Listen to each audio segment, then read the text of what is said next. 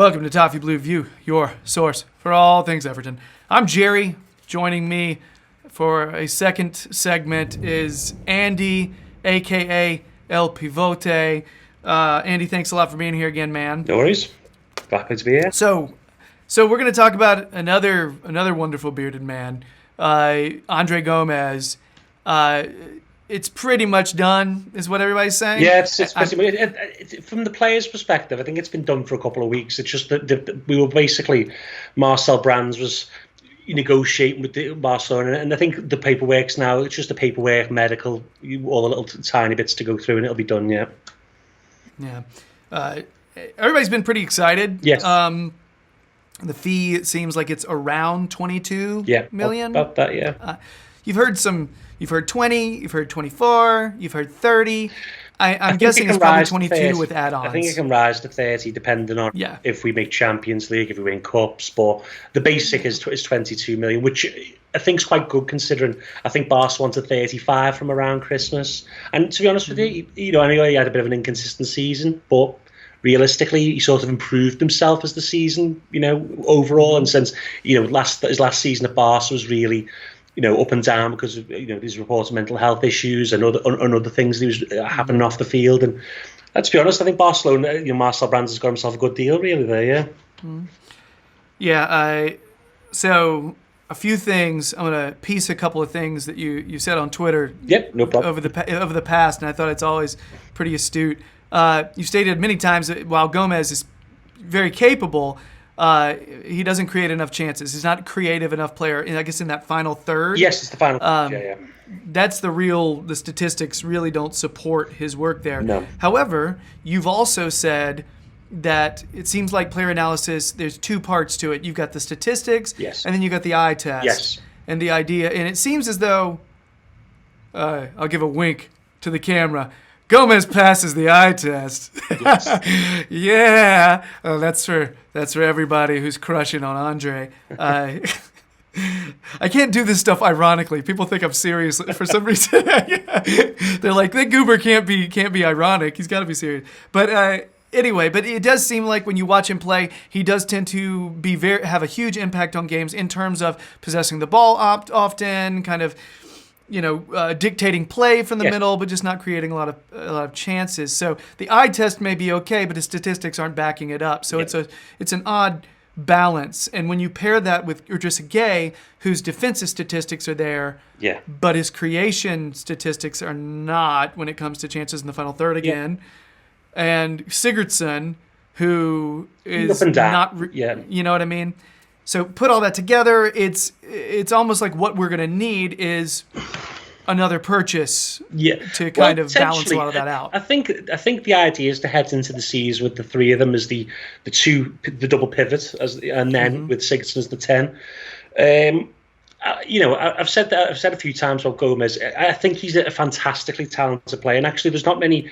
You won't find probably many midfielders around who've got that level of talent. He's 6 foot. He's fat. He's got good athlete. He's strong, and he can carry the ball. He's got all the skill, all the passing he can do.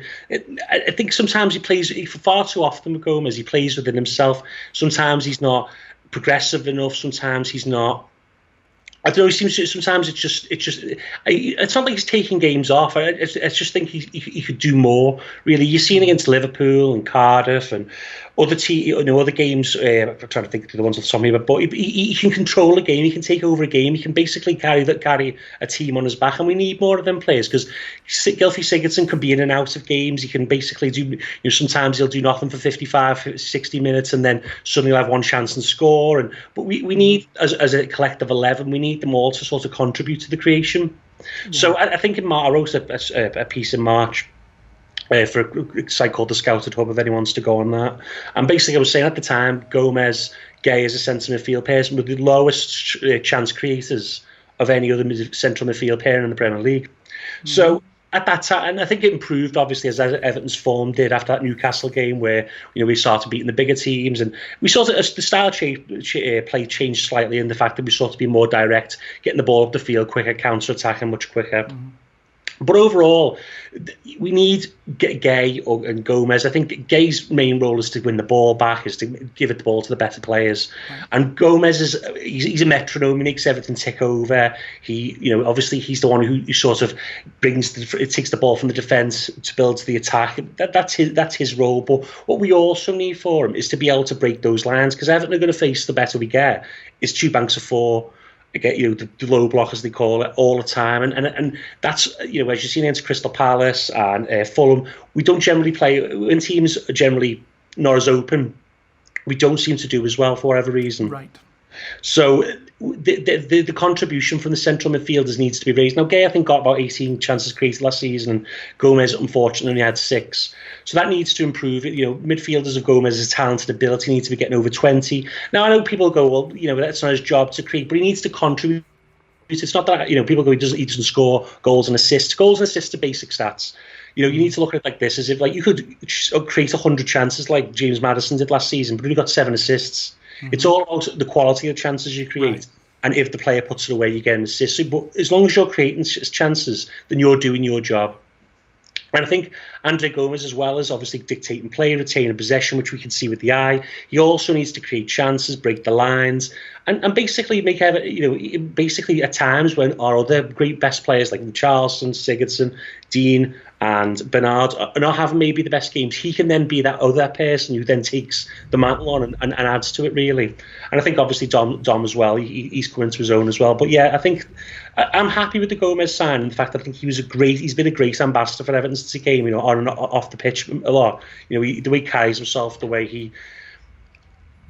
The way he's embraced the Everton ethos, it's been great to see, and I think he has got the talent. And I think at 22 million, it is a good price to sign him at. I'd just like to see a bit more. Maybe it's a frustration as a fan more than it actually is a criticism of him. That I know he's got the ability to be much better. It's just that he's not actually doing it. Yeah. So, if we're rolling with Gomez and Gay again, which is possible, I think it's likely. Yeah. Unless Gay ends up moving on to PSG, and then different conversation, Yeah. But if we've got those two together and Sigurdsson, running in front of them, is it a situation? Do we feel comfortable with our attacking formation that's going to be running in front of them to be able to create those chances in terms of just getting comfortable with Silva's system? Yeah, I think it'll get better. Because Bernard is going to make, he's got used to the physicality, as you've seen towards the end of the season. People weren't pushing him off the ball as much as touch. He's getting out of tight spaces better. His touch, his vision, his speed of thought as well. So obviously when you first come to a Premiership from leagues like Ukraine or even Spain or Italy, sometimes your speed of thought needs to be a bit quicker because players are on you a bit quicker. So before he received the ball, when he first came, Bernard, he was probably taking a second or two too long to make a decision. And as the end of the season, he was sort of making that snap decision, making his move, and he'd be able to get away from his man more. So that I think there's a balance here, though. So if we enter the next season with the same 11 to finish the season, that would include Kurt Zouma. Obviously, we're relying on players to improve, but we're also relying on Sigurdsson and Richarlison to still be able to score that level of goals. So I think that's why we do need reinforcements, and obviously we could talk on also about what players we need. But I think Gomez and Gay as a pair need to improve, and I think Gay did sort of improve towards the end of last seison. If you remember the Cardiff game where he ran the field and had the assist, and he had a really good game, and I think Marco Silva said to him when he was playing with Schneiderlin, you need to be the one that does it when Gomez is not playing to take us forward. And I think he did that a bit more. Essentially, as a creative output, I think there's a possibility we might bring in another centre midfielder to sort of push Gay and Gomez of a different type maybe, or something similar to Gay to push them, or someone who can play in a 3 with the two of them. So there'll be different options. Mm-hmm. I think we might bring in another right back, which will help us with our creativity. Mm-hmm. But in terms of Andre Gomes, which is obviously the subject of the chat, I'd like to do what he did last season, be the man who takes it over midfield. But more substance in that final third. A lot of the times I've said about Andre Gomes, I do like him as a player, but sometimes he has a lot of style over substance. He looks cool walking around, around centre midfield, players bouncing off him, lovely pass, and but it needs to go forward and into the right areas more often. But I think he'll get there. I hope he'll get there anyway. Okay, because I was just trying to think. I was like, I do see us bringing in a right back, a center back, whether or not that's Zuma, we'll see. And I see us bringing in a striker and a winger, or an attacking. Yes, a forward. It's not always just a winger because a lot of times it's a forward, but football's changing constantly. Yeah. But I also thought there's a possibility we won't bring in an additional, either a center defensive mid or a center, another center mid. It depends on what happens with Schneiderlin. Yes. As often I've said on Twitter and other channels that Schneiderlin's, he's a nice player, and he's what, 30 now, and he's £100,000 a week. We're paying him so much right now. Yeah, it's too much to have as a backup. If he was a starter every week, I'd have no problem in paying him that, and he was playing to the best of his ability. But we need something else. I think I've named other names before, but the type of player who needs to come in also needs to be able to progress the ball again, add to the defensive thing. This is another thing I want to bring up about Andre Gomes. He isn't great defensively, and obviously having Garner Gay next to him, it prevents a lot of issues because Garner's so good at what he does.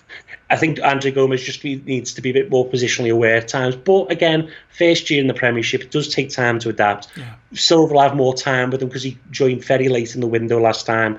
I think he'll be improved by the time the season comes round. And hopefully, if he can get back to be what he was in at his Valencia days, I think we'll have a really good player in our hands. Any other thoughts on Gomes?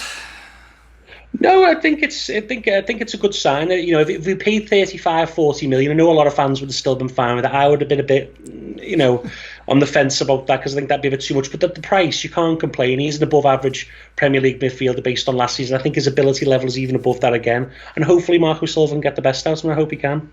Is this another one of those deals that gives you even more faith in Marcel Brands? Yes, because of his negotiation skills. In the past, we probably would have overpaid for certain players who did well for us, and the situation was with Marcel Brands is he probably knew that Gomes wanted to come to Everton. West Ham were involved, and he's just sat back with his slippers on, waiting for Barcelona to get desperate for money because they got the FFP and the wages to get down, and then he just supposed to give them a casual call and said, "Here's the price, accept it," and that was it. And there we are. It's like you were there. Oh, yeah.